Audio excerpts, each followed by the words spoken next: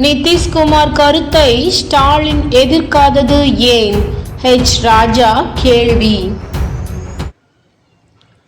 India கூட்டணியின் கூட்டத்தில் பீகார் முதல்வர் நிதிஷ்குமார் தெரிவித்த கருத்தை எதிர்த்து மு.க. ஸ்டாலின் வெளிநடப்பு செய்யாதது ஏன் என்று பாஜக மூத்த தலைவர் ஹெச் ராஜா கேள்வி எழுப்பியுள்ளார். காரைக்குடியில் செய்தியாளர்களிடம் அவர் கூறியது: இதுவரை எங்களது அமைச்சர்கள் ஊழல் வழக்கில் தண்டிக்கப்பட்டதில்லை என திமுகவினர் கூறி வந்தனர். பொன்முடிக்கு தற்போது தண்டனை வழங்கப்பட்டுள்ளதை அடுத்து இனிமேல் அவர்களால் மக்கள் முன்பாக முகம் காட்ட முடியாது.